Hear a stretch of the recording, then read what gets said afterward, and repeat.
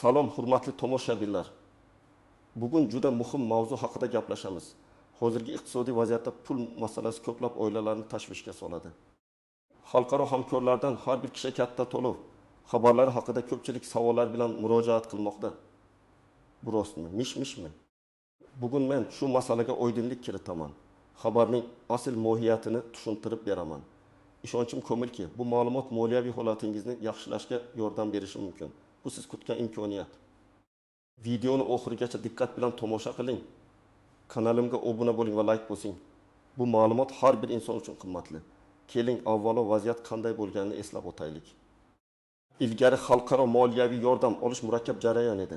Bunday yordamlar aniq dasturlar, masalan, kichik biznes grantlari, ijtimoiy himoyaga muhtoj oilalar uchun mablag'lar yoki ta'lim loyihalari doirasida ajratilardi.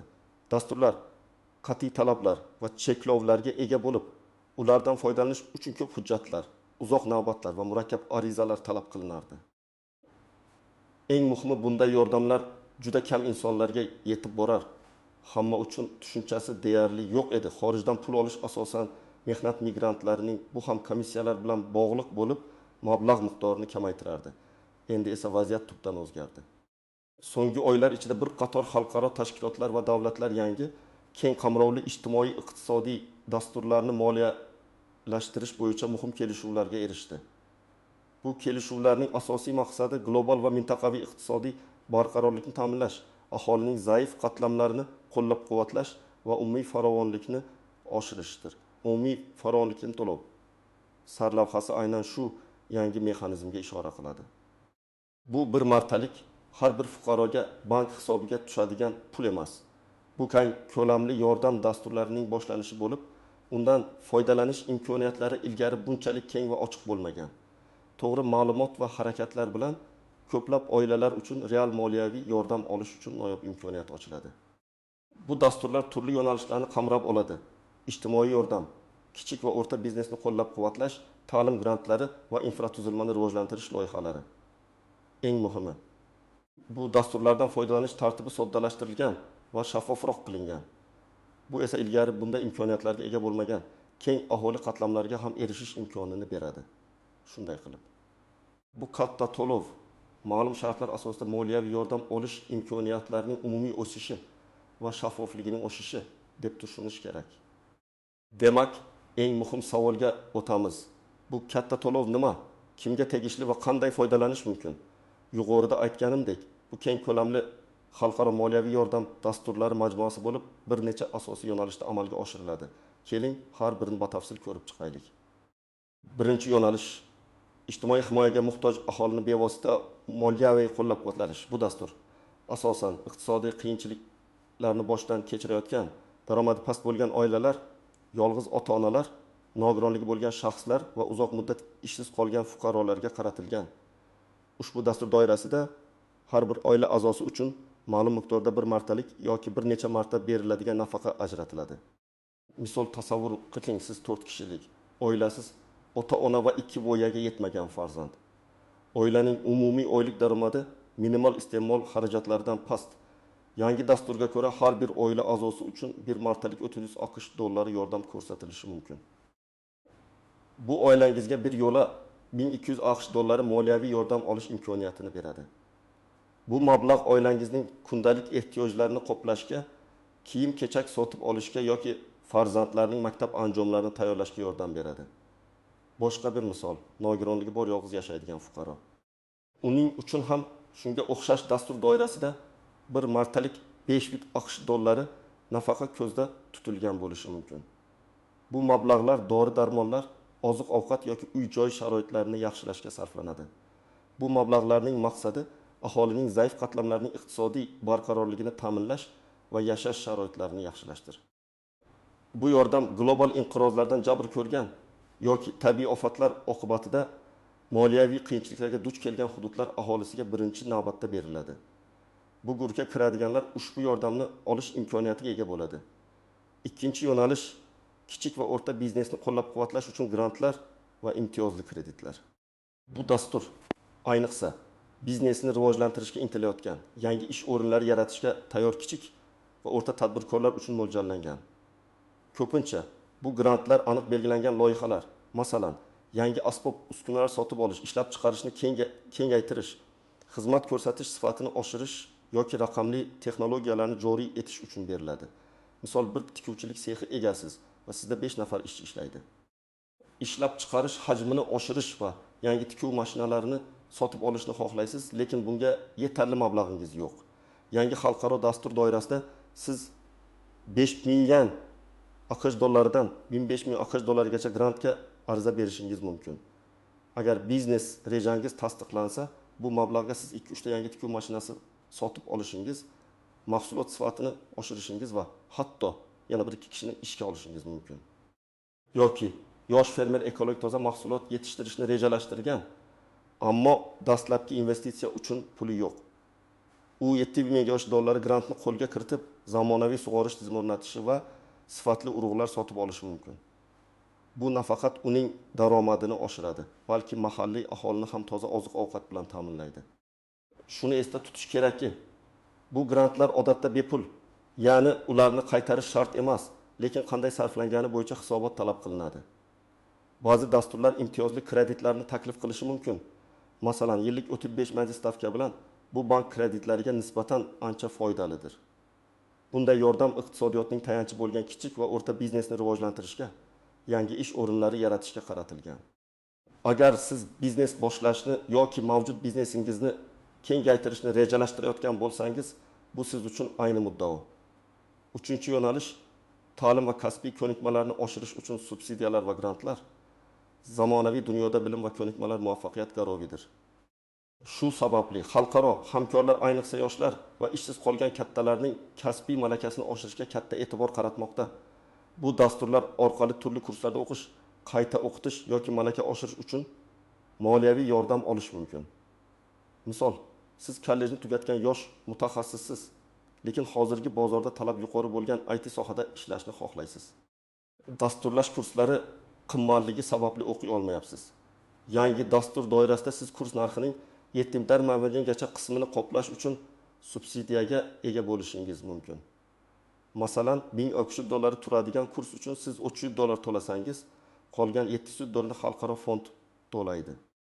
Yoki ko'p yillar davomida bir sohada ishlagan, ammo texnologiyalar o'zgarishi sababli ishsiz qolgan kattalar uchun maxsus qayta tayyorlash kurslari mavjud. Ularga ham o'qish xarajatlarini to'liq yoki qisman qoplash imkoniyati beriladi. Bu ularga yangi kasb egallash va mehnat bozoriga qayta kirish imkoniyatini beradi. Bu dasturlar kelajak uchun investitsiya bo'lib, mamlakatning umumiy intellektual salohiyatini oshirishga xizmat qiladi. Kimga tashvishlanish kerak emas. Bu dasturlar keng qamrovli bo'lsa-da, barchaga birdek taalluqli emas.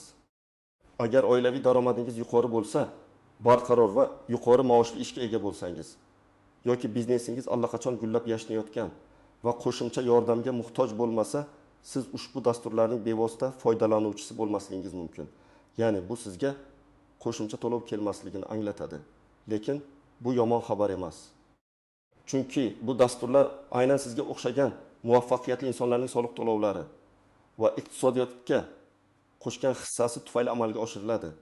Siz bevosita foydalanmasangiz ham bu dasturlarning umumiy iqtisodiyotga va jamiyatga ijobiy ta'siri, barqarorlik va rivojlanishga hissa qo'shishini hisobga olish kerak. Bu oxir-oqibat barchamizning farovonligimizga ijobiy ta'sir ko'rsatadi. Har qanday yirik dasturda bo'lgani kabi, bu yangi moliyaviy yordam tizimida ham istisnolar, o'ziga xos jihatlar va ehtiyot bo'lish kerak bo'lgan nuanslar mavjud.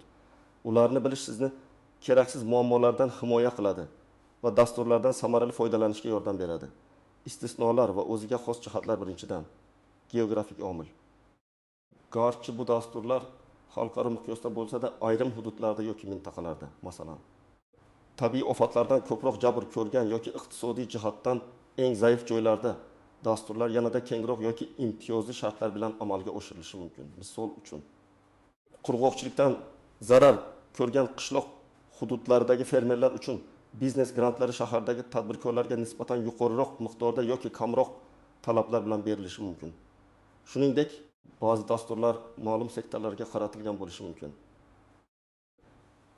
Masalan, innovatsion texnologiyalarni rivojlantirishga qaratilgan startaplar yoki ekologik toza ishlab chiqarishni qo'llab-quvvatlaydigan loyihalar uchun alohida fondlar ajratilishi mumkin. Bu sizning joylashuvingiz va faoliyat yo'nalishingiz dasturga mos kelish ehtimolini oshirishi yoki kamaytirishi mumkin. Ehtiyot bo'lish kerak bo'lgan holatlar. Pitfalls. Bien. Firibgarlik. Bu eng katta xavf. Esda tuting, hech qanday rasmiy moliyaviy yordam dasturi sizdan ariza topshirish yoki mablag'ni qayta ishlash uchun oldindan pul talab qilmaydi. Agar kimdir sizdan komissiya, soliq yoki ariza to'lovi sifatida pul talab qilsa, bu 99% holatda firibgarlikdir. Hozirda internetda tez pul ishlash yoki kafollangan to'lovlar deb va'da beruvchi soxta veb-saytlar, ijtimoiy tarmoq sayfalari, elektron pochta xabarlari ko'paygan. Ular sizdan shaxsiy ma'lumotlaringizni, bank karta raqamlari, PIN kodlar, pasport ma'lumotlari so'rashi mumkin. Hech qachon bunday ma'lumotlarni begonalarga bermang.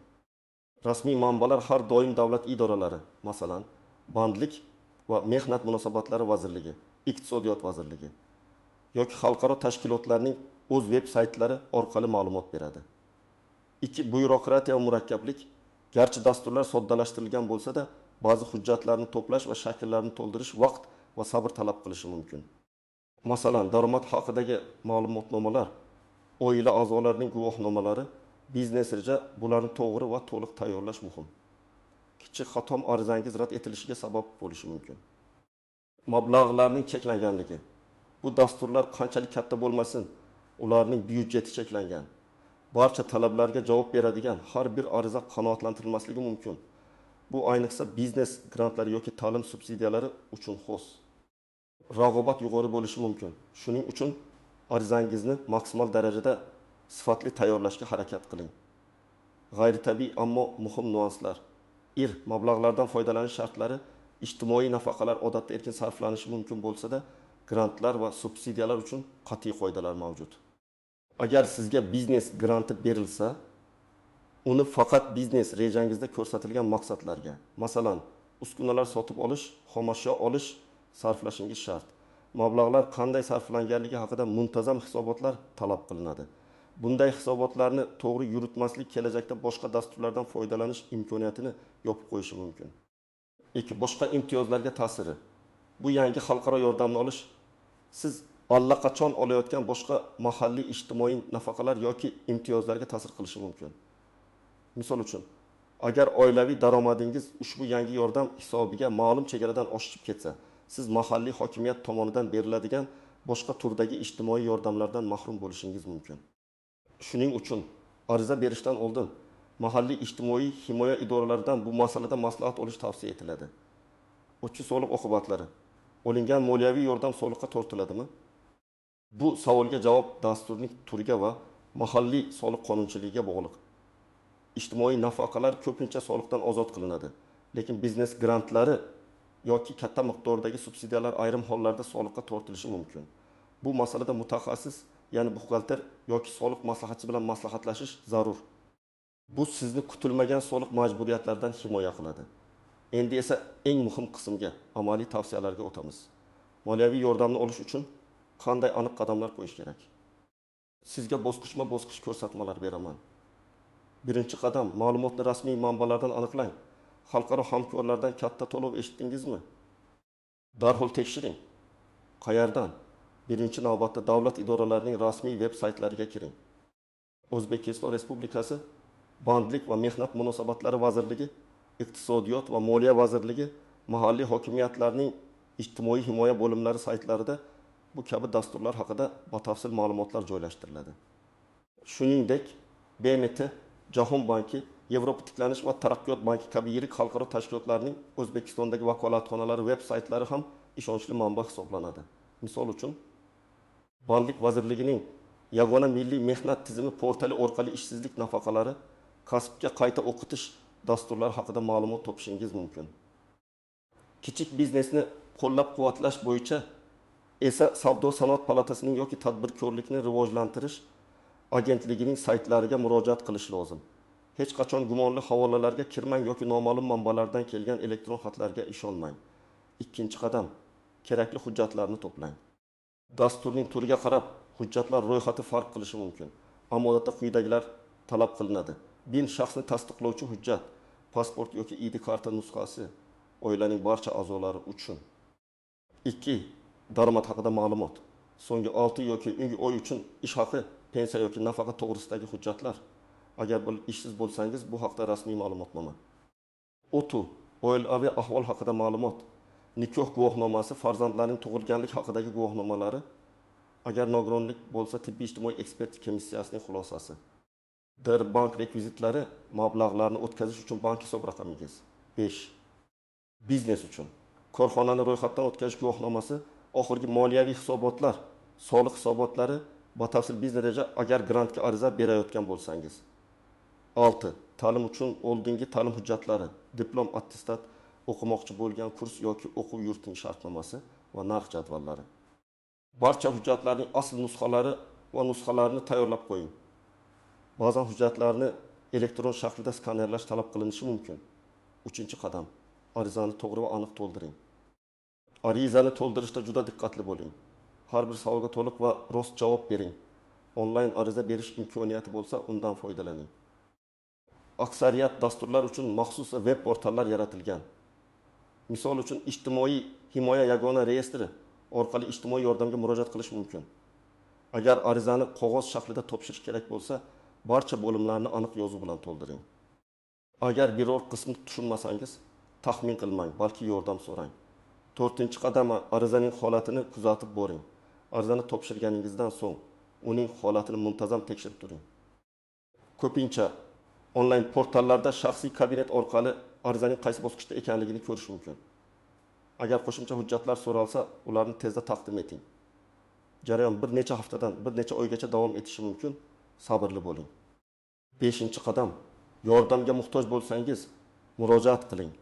Agar sizga hujjatlarni to'plashda, arizani to'ldirishda yordam kerak bo'lsa, mahalliy mahalla fuqarolar yig'inlari, bandlikka ko'maklashish markazlari yoki ijtimoiy himoya bo'limlariga murojaat qiling. Ba'zi notijorat tashkilotlar ham bepul maslahatlar berishi mumkin. Agar biznes grant uchun biznes reja tuzishda qiynalsangiz, tadbirkorlikni rivojlantirish agentligi mutaxassislari yoki tajribali biznes konsultantlar xizmatlaridan foydalanishingiz mumkin. Faqat ishonchli va rasmiy tavsiyalar asosida harakat qiling. Xulosa qilib aytganda, xalqaro hamkorlardan har bir kishiga katta to'lov, xabari keng ko'lamli xalqaro moliyaviy yordam dasturlarining yangi bosqichini anglatadi. Bu har bir fuqaroga birdek tarqatiladigan bepul pul emas, balki aniq maqsadlar va shartlar asosida ijtimoiy himoyaga muhtojlarga, kichik biznes egalariga va bilim olishga intilayotganlarga beriladigan juda qimmatli imkoniyatdir. Bugungi videomizda men sizga bu dasturlarning qanday ishlashi, kimlar undan foydalanishi mumkinligi, qanday qiyinchiliklar va firibgarliklardan saqlanish kerakligi hamda qanday aniq qadamlar bilan bu yordamga erishish mumkinligini batafsil tushuntirib berdim. Unutmang, to'g'ri ma'lumot va harakatlar moliyaviy holatingizni sezilarli darajada yaxshilashga xizmat qiladi. Siz bu ma'lumotlar haqida nima deb o'ylaysiz? Bu siz uchun foydali bo'ldimi? Savollaringiz yoki o'z tajribangiz bo'lsa, izohlarda yozib qoldiring. Men har bir izohni o'qiyman va imkon qadar javob berishga harakat qilaman. Videoga like bosishni va kanalimga obuna bo'lishni unutmang, chunki oldinda sizni yana ko'plab foydali va muhim ma'lumotlar kutmoqda. Salomat bo'ling.